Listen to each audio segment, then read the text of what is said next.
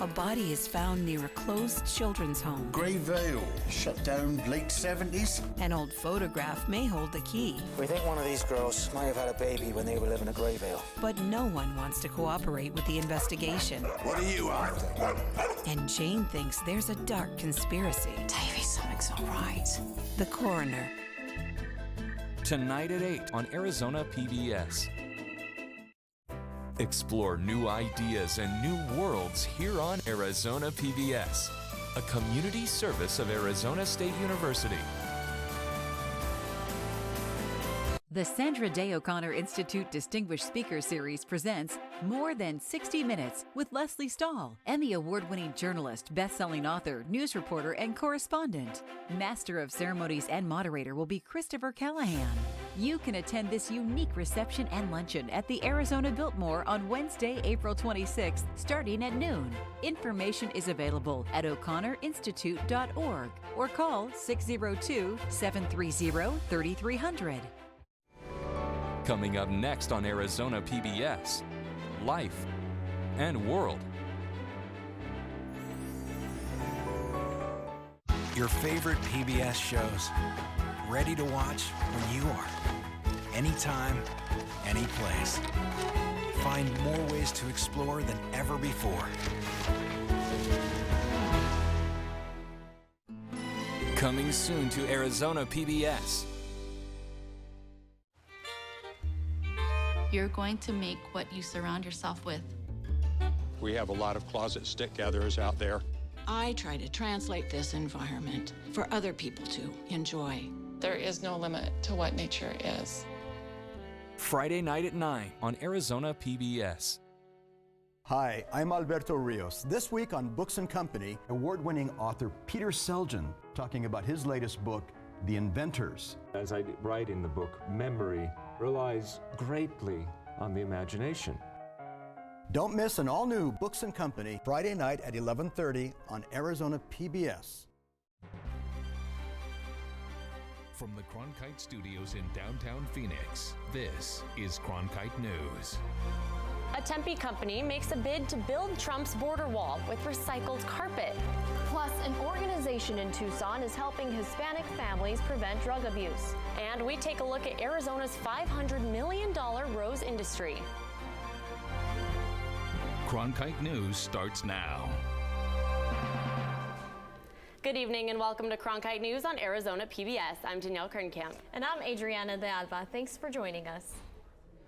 The Department of Homeland Security is reviewing proposals from more than 300 companies who want to build or design the new border wall.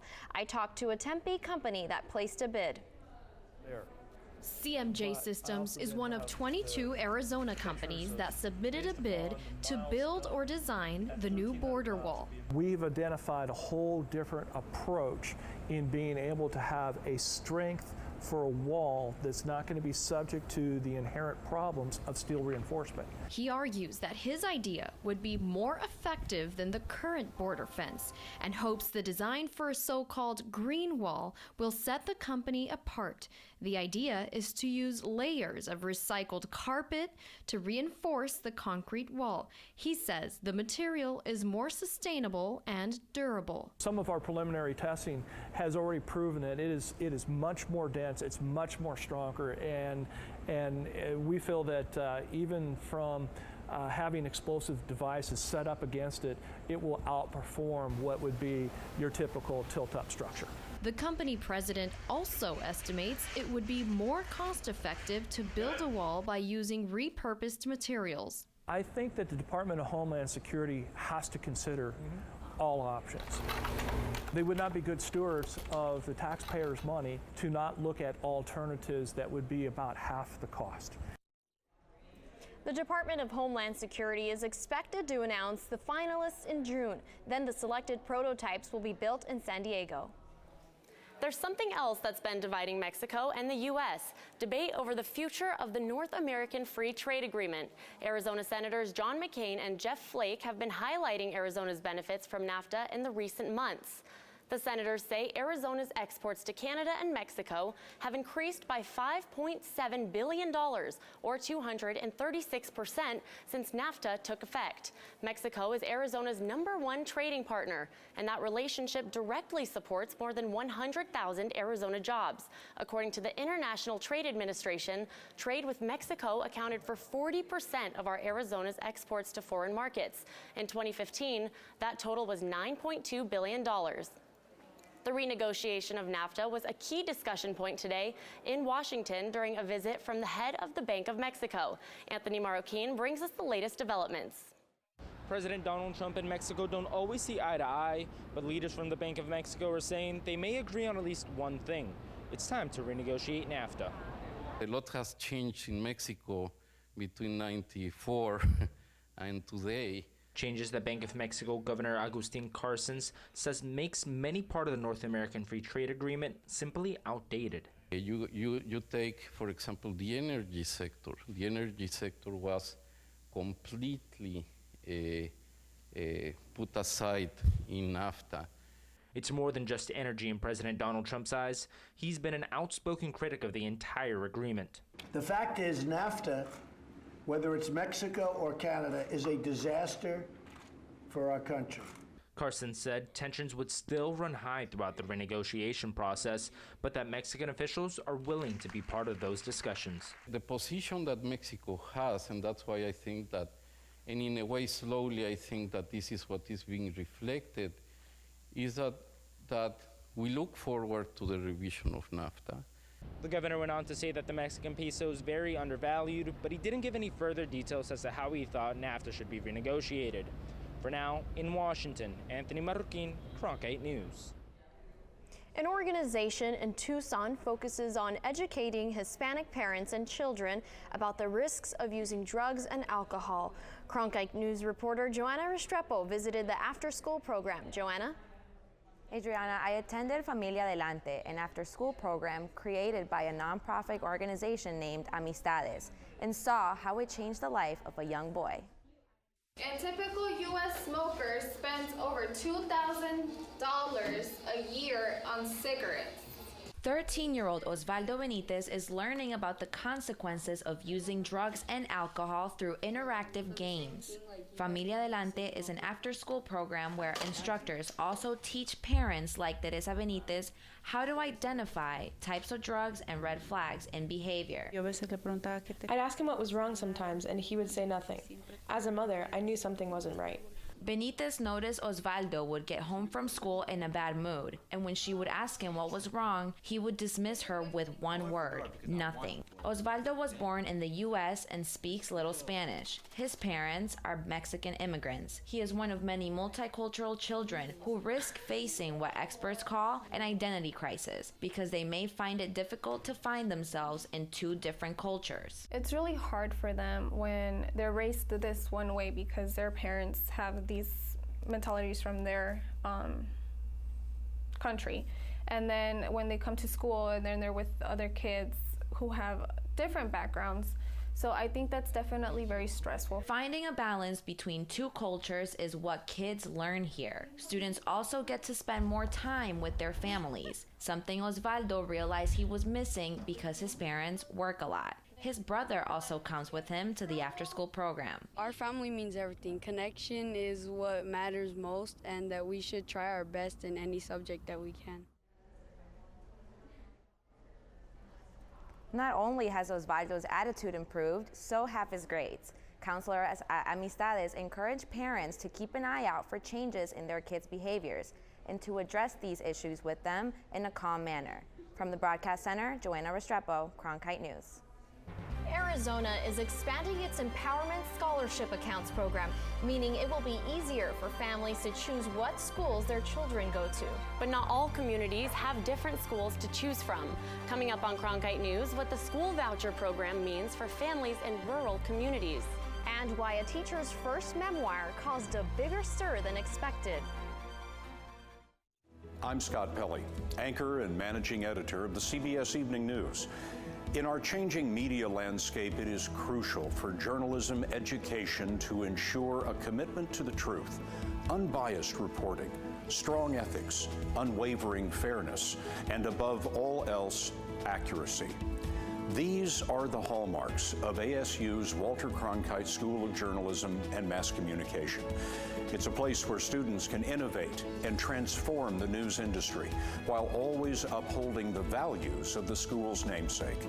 The Cronkite School at ASU, preparing the next generation for a stronger future of journalism. Discover so much more at azpbs.org/schedule, where it's easier than ever to find out what's on Arizona PBS. Access interactive digital and printable program guides, repeat times, and full episode descriptions. Watch program previews of best bets for the coming week. Search by title to find your favorite shows. You can even add programs to your calendar and get email reminders when they're about to start. It's easier than ever to find out what's on Arizona PBS. Discover so much more at azpbs.org/schedule. When you want to be more connected, friend us on Facebook, follow us on Twitter, watch us online.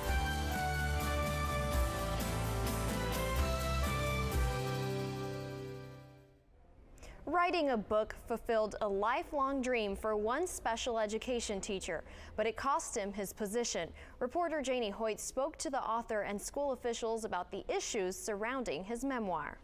My purpose was to take people a little bit behind the scenes and say, this is what you don't see. Derek Stooks worked full-time at several schools in the Madison School District in Phoenix for 8 years, teaching special education students. But last year, he started substitute teaching to pursue his dream of writing a book. I was taking something that you're not supposed to really talk about and talking about it. The self-published book, called The Devil's Name is George, describes what the author says are funny experiences he had with special education students and points out what he says are problems in the district. He changed the name of the students in the book, but left in other identifiable traits. Stooks says he didn't intend to hurt anyone. I didn't talk negatively about the students.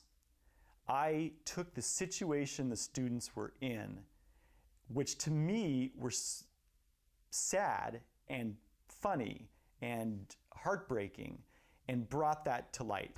But the superintendent of the Madison School District felt differently, removing him from the substitute teaching pool. They released a statement saying, "The well-being of students is their primary concern. Our focus is on their qualifications, their professionalism, and if they will put the interests of students first." Juliette Barnett, an associate professor of special education at Arizona State University, says the protection of students has to come first. Ahead of our free speech, ahead of our need to publish a book that might be a lifelong dream. Stooks says even though he isn't with the district anymore, he still loves his students and loves teaching. In Phoenix, Janie Hoyt, Cronkite News. At the moment, Stooks says he will not return to teaching. He is working on another book. Governor Doug Ducey recently signed the bill to expand the School Empowerment Scholarship Program, which would offer students funding if they wish to go to private school or be homeschooled. Reporter McKenna Delgarno is live in Phoenix to tell us about the impacts of these ESAs in more rural communities. Yeah, Danielle, I traveled to 2 communities in eastern Arizona to talk with families on how they feel about the expansion of the school voucher program. Jess D. In Thatcher, Arizona, Jenny Bryce is helping her daughter with homework. The mother of 5 says she's uncertain of the future in public education. I feel like in 20 years, you know, when my grandchildren are going through education, that we'll say, remember when we used to send our kids to public school? The Bryce family lives in a rural community where there are no private schools in the district. All her children go to public school. She says with the expansion of ESAs, it's going to take away from their local schools. The fact that we're even having a discussion about, you know, about pulling any kind of money away from public school funding is just kind of a hard pill to swallow. 50 miles west in San Carlos, Jolinda Ben decided to go a different route with her 8 children. When we had our first child, there was no, I didn't even think about public school for her. Ben says she chose private school because of religion. Christian education is what I want for my children. Her children don't currently get ESAs, but they do get other scholarships. ESAs are just another way that parents can choose the best education for their children. Students who are in low-income families will receive 100% of the funds that would have went to their public school. Parents can choose to spend their ESA funds on either private school tuition or approved fees. Some of those approved fees are curriculum and books, writing utensils, and even laptops and computers. Ben says it's a positive impact. The parents have the option of school choice, while Bryce is looking further down the road. It is good to be able to. I definitely see bad things in store for public schools if this trend continues, that we are trending towards privatizing education. 5,500 students will be able to sign up for the vouchers once a year for the next 4 years. One thing to note, the Benz family will not be able to sign up for those vouchers because their children are already enrolled in private schools. Live in Phoenix, McKenna Delgarno, Cronkite News. A new 27-acre composting facility opened today. Cronkite News reporter Emma Lockhart looks into how the city of Phoenix is making trash valuable. Having a weekly option for the city to pick up the rest of our yard waste that we couldn't compost was a huge, huge benefit. Mitra Kazi is one of the Phoenix residents already helping to fill the new composting station in Phoenix today. She gets a compost can from the city of Phoenix and fills it with organic greens and food waste. When we studied what residents throw away, 50% of that's at the curbside container is organic material. So that's about 195,000 tons of material that could be used for other purposes. When the organic waste is brought to the facility, water is first added to it. Microorganisms then start to grow and get to work. Our job is to sanitize it, use the heat to make it pure and clean, and also to get rid of all the bad smells. All we have to do is provide the oxygen to the microbes. They do all the work for us. The organic material is made into soil, mulch, and turf with advanced tools and technology. The facility also means a boost in job growth. This is going to create anywhere from 10 to 12 jobs initially, and then over time it could expand to 20 to 24 jobs. The new composting facility is another element of the City of Phoenix's plan towards zero waste and better sustainability practices. In Phoenix, Emma Lockhart, Cronkite News. Residents can purchase a composting bin for $5 at the city's disposal facility, and the city will collect their yard and food waste on regular trash days. Arizona's economy is based on the 5 C's: copper, cattle, cotton, citrus, and climate. But some experts want to add an R to the list. Coming up on Cronkite News, how Arizona's rose industry is making an impact nationwide. And it's definitely starting to warm up outside, but will we see triple digits this weekend? I have your answer coming up next. I think I finally found my hallelujah. I've been waiting for this moment all my life now. All my dreams are coming true, yeah. I've been waiting for this moment. It's good to be alive right about now.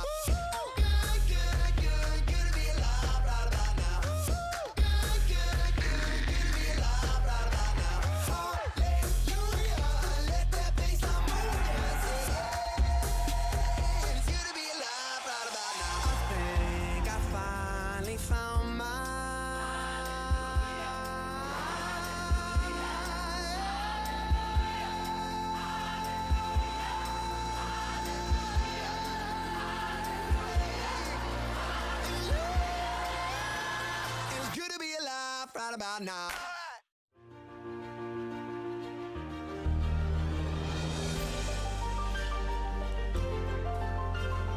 Officially from 36, and he hooks it in. Arizona State wins. Keeping one deep, and it is caught. Jalen Strong. Do you believe it?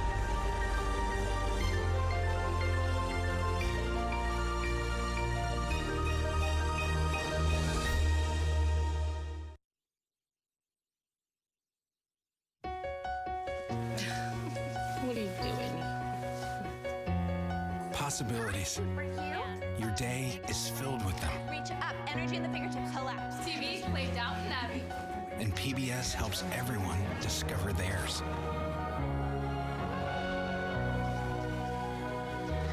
Anytime, anywhere. Up in the sky, you can see it.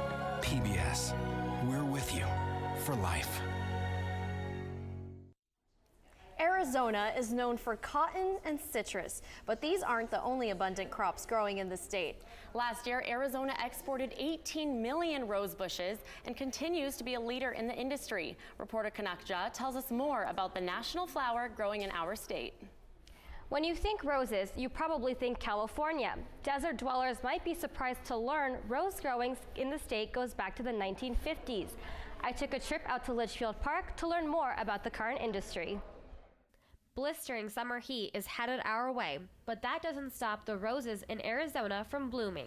Noelle Johnson is dedicated to finding the perfect desert rose. So the roses I have in my garden are put here to see how do they do, and then the growers ask me for my feedback. So one of the most exciting things for me is getting free roses in the mail, and I put them in my garden and see what happens. Growers around the world ask Johnson to test rose variations for durability in the desert heat.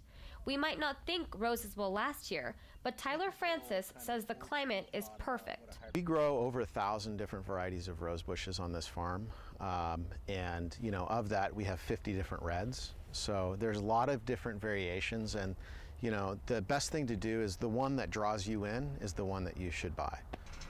Francis Roses is one of 4 commercial rose growers in the state. In December, Francis will ship out about 5 million bushes. The roses that Arizona ships out accounts for about 3/4 of the U.S. rosebush market, but these aren't the flowers that you would see in your Valentine's Day bouquet. Stem-cut roses are imported from overseas and might last you 2 weeks, but in Arizona, planting a rose bush that blooms almost year-round is easy. Roses get a bad rap for being finicky, but they're not. They're very, very hardy plants. If you give them just a little bit of love and attention and you water them, you don't need to be a pro. Francis says the rosebush industry is worth about $500 million and is a significant part of the state's agriculture. I would really like to see the 5 Cs in an R, because we are the cornerstone of the entire rose industry here in Arizona, and I think it's something that all Arizonans should be proud of. As for Johnson, she says we can show our pride by getting out our gardening gear. Grow roses, life is short. So far this year, Arizona has exported 6 million rose bushes. Rose growers say they've seen the growing process become more streamlined and expect more consolidation in the industry in the next few years. In the newsroom, Kanakja, Cronkite News. Skiers will have their very first chance to hit the slopes over Cinco de Mayo this year. Arizona's Snow Bowl in Flagstaff is extending its ski season into May for the first time ever. Northern Arizona has seen its largest snowfall numbers in 12 years. The resort got more than 27 feet this season. Here in the valley, however, we're definitely not seeing any snow. Danielle, what kind of weather can we expect this weekend?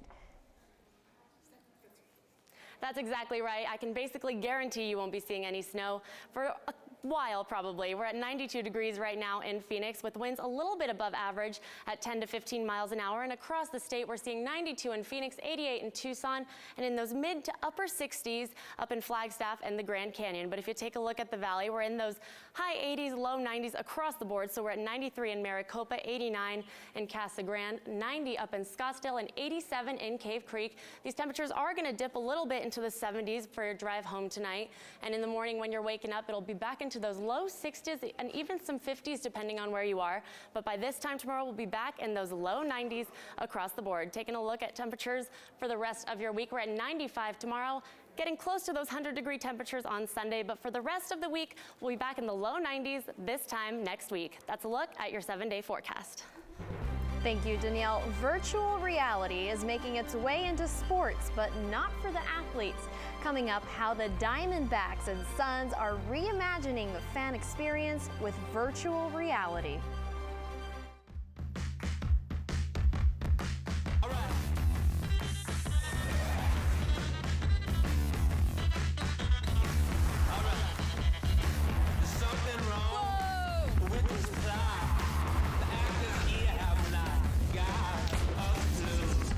fascinating. You know, sometimes I wish I wasn't so beloved.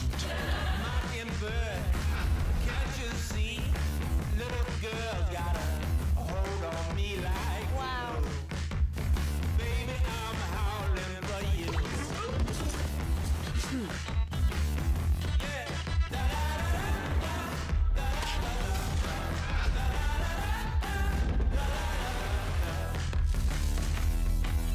It's literally one for the history books. Enjoy.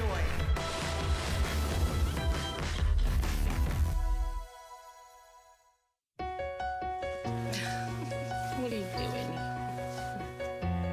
Possibilities. Your day is filled with them. Reach up, energy in the fingertips, collapse. TV, play Downton Abbey. And PBS helps everyone discover theirs.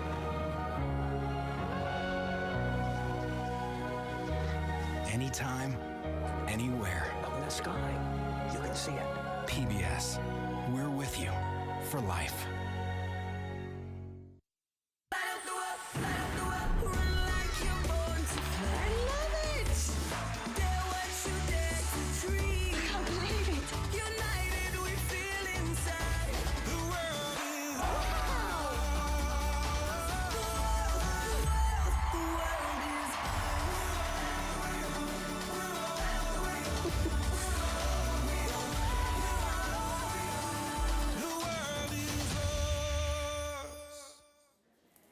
Sports teams are embracing virtual reality. Cronkite sports reporter Troy Lynch takes a look at how the Diamondbacks and Suns are using this technology to take the fan experience to the next level.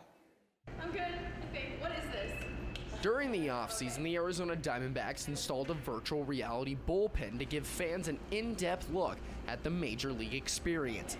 That followed the Phoenix Suns' implementation of the technology in January, when they brought VR to fans' phones. For us, it's about being on the forefront of technology, and particularly how technology impacts sports and the fan experience, and how our sponsors and partners are able to utilize it as well, and kind of bringing all those pieces together. We've started to see it become a little bit more mainstream in sports, and so a couple other teams have done it. The NBA has been pretty good about using VR, and not that many baseball teams have taken advantage of it yet. So we really want to take advantage of the access that we have at spring training, the fact that our players are really excited about the technology. The Diamondbacks are one of the 2 MLB franchises who actually use virtual reality. They shot all of their stuff during spring training, and they used 14 GoPros at a time to get all of their footage. And baseball is such a unique game. There's so many fast moments, using the technology to let fans have a look behind the scenes. Some of the rallybacks, the Diamondbacks in-game entertainment crew, tried the equipment out for the first time, and they said they had a blast getting even closer to the action than they usually do. When they came up, I was just like, oh my gosh, I'm in your way. Like, let me move out of your way, because, you know, MLB players. But other than that, it's really cool just to see them and see how they are and how they're interacting with one another. We've been averaging about 350 fans a night coming through it, so we're open from the time the gates open all the way through the 7th inning. Right now, the Diamondbacks' main focus with the VR bullpen is to create a unique experience when fans come to Chase Field. But the Phoenix Suns are trying to make virtual reality available directly on your phone. In Phoenix, Troy Lynch, Cronkite News. Cronkite News is proud to be the news division of Arizona PBS. Here's what's coming up on Arizona Horizon and PBS NewsHour. On the next Arizona Horizon, we'll hear about concerns over the loss of diversity of seed stock. And we'll learn about a new heavy metal violin concerto to be performed by the Phoenix Symphony violinist Rachel Barton-Pine. I'm Judy Woodruff on the next NewsHour, making sense of record airline profits amid diminished service to customers. That's Thursday on the PBS NewsHour. That's it for Cronkite News tonight. Thanks for joining us. For top Arizona stories anytime, go to cronkitenews.azpbs.org.